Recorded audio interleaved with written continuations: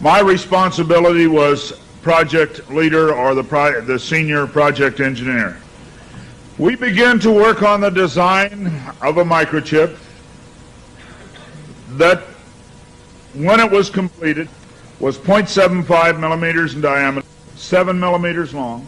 It was the size of 1/4 of a grain of rice. Again, I want to say that I was not a Christian and there were no Christians there. They said they wanted this to have a power source and be able to emit a signal. And they told us they wanted us to use lithium as a battery source. Lithium's used in watch batteries, it's used in heart pacemaker batteries, it's used in a lot of places. I designed into this microchip a little charging circuit that would charge that battery. This sounds like a lot of technical things coming together, but if you'll bear with me 1 minute, you'll see what God has laid out about this microchip. When we discovered that we needed to be able to charge that battery, I needed a temperature change, a change in temperature, to cause current to flow through that little charging circuit that would charge the battery. So we began to investigate and find out where in the body does the temperature change the most rapidly.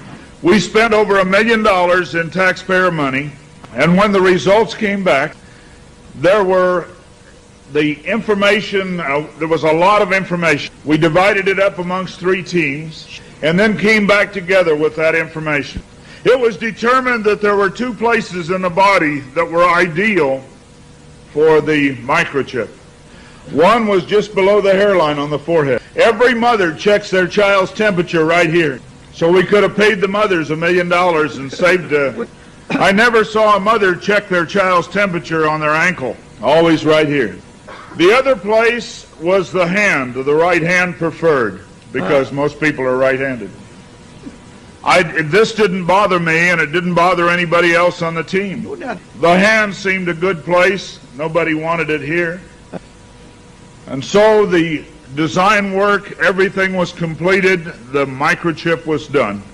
You're seeing it now on some of the Discovery Channel presentations. There are people who have received it already. It is real. It's not something that's coming way down the road.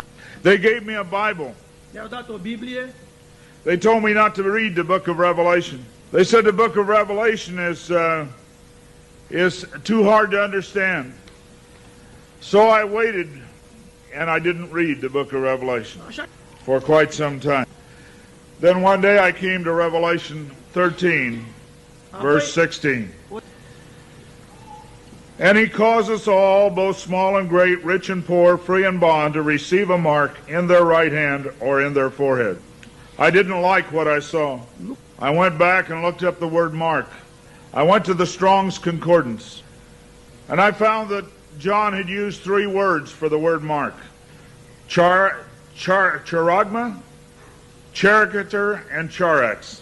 That was from the Greek. I looked at those words. They talked about a scratch or an etching. They talked about a lot of things. And I said, God, this isn't it. We didn't do it. He said, go to the word for 666. The word is chixastigma.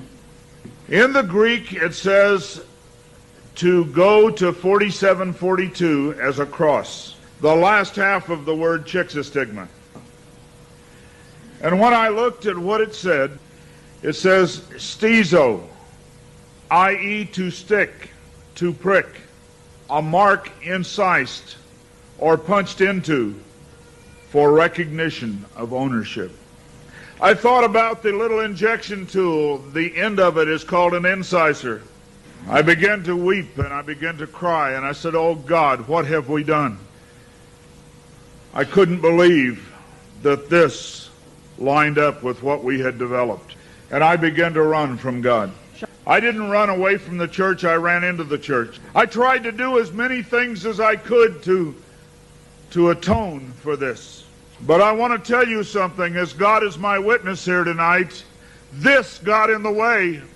Money got in the way. I had beautiful homes overlooking the lake. I had all the things that I wanted. And I ran because of the money. My ability to go and get $250,000 in research money took me away from telling the message. I ran for many years. What I want to tell you is that this is real. The microchip implant is real. Credit cards are failing. They can be counterfeited. The new smart card can be counterfeited. They can be stolen. They can be lost. All kinds of things can happen to a card. But you cannot lose your hand. Very quickly they're going to move to this being in the hand. And I tell you, as a Christian, you cannot take this. No matter what anybody says, God's Word says you cannot take it. No matter what they try to talk you into, God's Word says don't take it.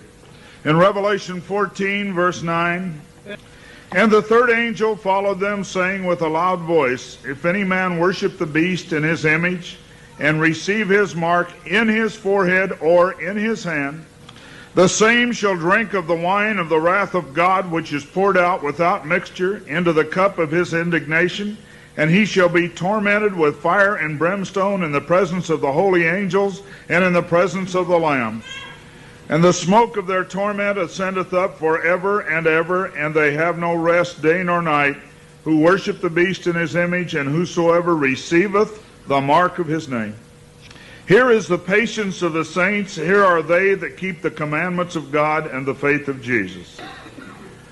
It's very simple. God's Word says do not take it. Today there have been over 15,000 babies that have been given the positive identification, the microchip. Many companies are using the microchip as identification in their top-level employees. The Immigration Naturalization Service has a better passport, the human hand. So many of these things are all around us. We talk about the signs of the New World Order. God has spelled out in His Word just exactly what's going on today in the New World Order. Satan desires to have a one-world government. From the time he fell, he said, I want a one-world government. He wants to replace God. And so we see a government put together by men, a one-world government. The signs of the times are all around us.